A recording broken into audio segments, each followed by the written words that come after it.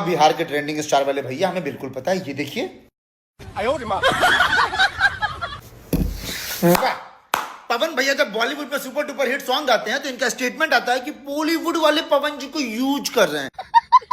अभी से कुछ देर पहले पवन सिंह के भाई विशाल सिंह ने खेसारी लाल यादव को जवाब दिया है। जवाब देने का कोई रीजन था नहीं, एज ए रोस्ट ही लिया जा सकता है। खेसारी लाल यादव का एक जिम वाला वीडियो आज से 5-7 दिन पहले वायरल हुआ था। कंट्रोवर्सी अब धीरे धीरे खत्म हो रहा था, तब तक विशाल सिंह ने उस चीज पे वीडियो बना दिया है। आगे वीडियो में क्या कुछ कहा, पहले वीडियो को देख लेते हैं।